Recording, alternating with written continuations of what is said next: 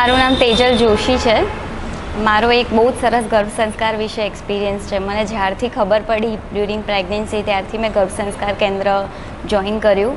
અને જોઈન કરતી વખતે હું એ પહેલાં મળવા આવી હતી અને એ એક્ટિવિટી વિશે મને સમજાવવામાં આવ્યું હતું કે અહીંયા આપણે ઓટો સજેશન ચાર્ટ બનાવવાનો છે, બચ્ચા જોડે કઈ રીતે વાત કરવાની, તમારે બચ્ચાને કઈ રીતે જેવું તમારે બચ્ચાને બનાવવું હોય એવી પોઝિટિવિટી તમે જ્યારે પ્રેગ્નન્ટ તમે હો એ વખતે તમે બચ્ચાને આપો તો તમારે જોઈતું બચ્ચું તમને મળે છે.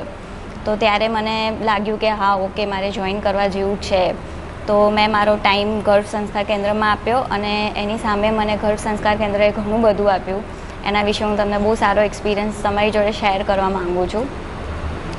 જ્યારે મારી પ્રેગ્નન્સી જનરલી બધાની પ્રેગ્નન્સી 9 મંથ પૂરા થઈને પ્રેગ્નન્સી થાય, પણ મારી પ્રેગ્નન્સી અધૂરા મહિને એટલે કે 8મા મહિને મારી ડિલિવરી થઈ, પ્રીમેચ્યોર ડિલિવરી થઈ મારી.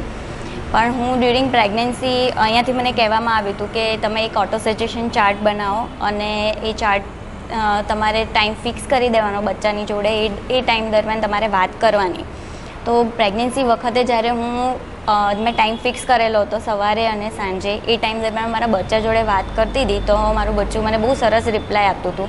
અને જે દિવસે મેં મિસ કર્યું હોય, કોઈ પણ હું ઘરના કામમાં બિઝી થઈ ગયું કે વોટ એવર, તો એ મને તરત એની હલનચલન વધી જાય કે આજે મારા બચ્ચા સાથે હું એ ટાઈમ દરમિયાન વાત ના કરું તો મારા બચ્ચાની હલનચલન ખૂબ જ વધી જતી હતી. એટલે મને યાદ આવે કે શિટ મારો ટાઈમ થઈ ગયો છે, મારે મારા બચ્ચા જોડે વાત કરવાની છે. પછી એની જોડે વાત કરું એટલે એને શાંતિ થાય કે ઓકે મારી મમ્મીએ મારી જોડે વાત કરી લીધી છે. પછી એ સૂઈ જાય શાંતિથી. અને એમાંથી ઘણી એવી પોઝિટિવિટી હતી, જેમ કે મેં એને એવું કીધેલું હતું કે તું મને પોતાને પહેલેથી મારો નેચર એકદમ જોલી ટાઈપનો છે. મને એવું થાય મારું બચ્ચું બી આવે એકદમ હસમુખું બને, બધાની જોડે મિક્સ થાય, એકદમ બ્રિલિયન્ટ બને અને એનો એટીટ્યૂડ પોઝિટિવ રહે. પછી એનો લુક બી સરસ હોય, એમ એનું પોતાનો અપિયરન્સ બી સારો હોય, ટોકેટિવ હોય, બચ્ચું એકદમ એક્ટિવ હોય. એ બધી મેં વાત કરેલી એની જોડે. તો જનરલી બધાની 9th મંથ કમ્પ્લીટ થાય અને ડિલિવરી પૂરી થાય એટલે બધાને થાય મારું બચ્ચું બધી રીતે ઓકે હશે અને કોઈ ટેન્શન ના રહે.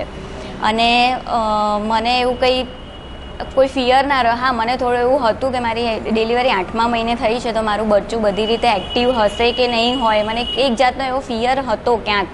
પણ મને એક સાથે એવું બી હતું કે ના, મેં બધી પોઝિટિવિટી એને આપેલી છે ને એટલે મને કોઈ ટેન્શન નથી, બધી રીતે એક્ટિવ હશે.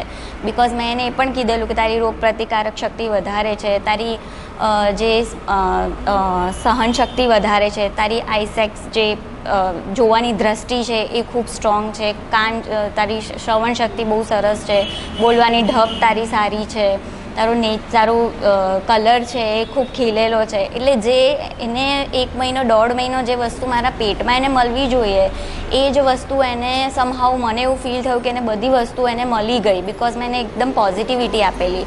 અને બધા હું એવું પણ બોલતી હતી કે તું હેલ્ધી હોય, તારા શરીરના અંગો એકદમ સરસ રીતે વિકાસ થયેલા હોય.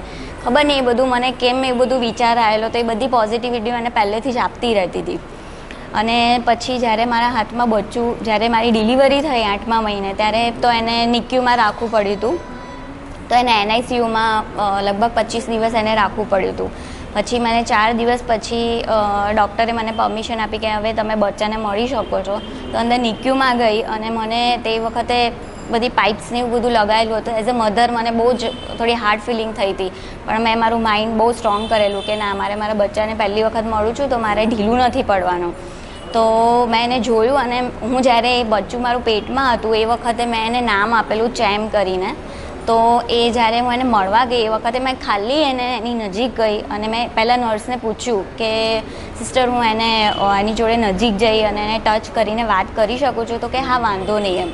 પછી એની નજીક ગઈ અને મેં ખાલી એક જ એનું નામ કીધું ચેમ. એણે તરત જ આંખો ખોલી અને મને એને ઝીણી આંખો ખોલીને મને રિસ્પોન્ડ કર્યો છે. ત્યારે મને એવું થઈ ગયું યાર, મેં આજે બધું કર્યું, મારા માટે પૂરેપૂરું સફળ થઈ ગયું. અને રીતસરનું જાણે એને ખબર પડી ગયું કે મારી મધર મને મળવા આવી છે, મારે રિસ્પોન્ડ કરવાનો છે. જે વસ્તુ એ મને પેટમાં એ વસ્તુને ફીલ કરાવતું હતું એ જ વસ્તુ એણે ફિઝિકલી આટલી એનામાં કેપેસિટી બી ઓછી છે. બચ્ચું મારું 1.25 કિલોનું હતું, તેમ છતાં પણ એણે મને રિસ્પોન્ડ કર્યો. અને મને એટલું બધું મજા આવી ગઈ એ વખતે કે આ બધું જે મને અંદર જે આ ટેન્શન હતું કે મારું બચ્ચું કેવું છે, મને પોતાને બધું જોઈને મને એમ થોડું ઓડ ફિલિંગ થતું હતું. એ બધું મારું દૂર થઈ ગયું કે ના, હવે મારી આ વસ્તુ મારી અંદર પહોંચી ગઈ છે. દેટ્સ ઇટ, કે અંદરનું મેં એને જેટલી પોઝિટિવિટી આપી છે એ બધી ડેફિનેટલી એનામાં આવી ગઈ છે. અને અત્યારે મારું બચ્ચું 6 મંથ રનિંગ છે એને, પણ મારું બચ્ચું એટલું એક્ટિવ છે. હું નિક્યુમાં જેટલા બીજા બચ્ચા, કાચની પેટીમાં જેટલા બીજા બચ્ચા રાખેલા, એ એકદમ આમ સુસ્ત અવસ્થામાં પડેલા હોય ને એવી ટાઈપનું હતું, પણ મારું બચ્ચું એકદમ એક્ટિવ હતું. 1.25 કિલોનું હતું, પણ એ પગ હાથ એવા મસ્ત હલાવતું હતું, આખો દિવસ આમ ફર્યા કરે, એટલું એક્ટિવ હતું. અને ડૉક્ટર પોતે કહેતા હતા, એ એકચ્યુઅલી એનું છે ને ડૉક્ટરની કેબિન છે અને વચ્ચે ગ્લાસ છે અને પહેલી જ એનું કેબિન છે એની. ત્યારે બચ્ચું જ્યારે બી મળવા જવું અને ડૉક્ટરને પૂછું કે કેવો છે પ્રોગ્રેસ, મને હસીને કે તેજલબેન તમારું બચ્ચું બહુ જ એક્ટિવ છે, બહુ જ સરસ છે. ત્યારે મને ફીલ થયું, મેં તો ચલો, મેં જે મને ગર્ભ સંસ્કાર કેન્દ્રમાંથી મને જે વસ્તુ શીખવા મળી એ મેં મારામાં ઉતારી, એ વસ્તુ મારા બચ્ચામાં એ વસ્તુ આવી ગઈ. એટલે મને બહુ જ આનંદ થયો એ વસ્તુ સાથે.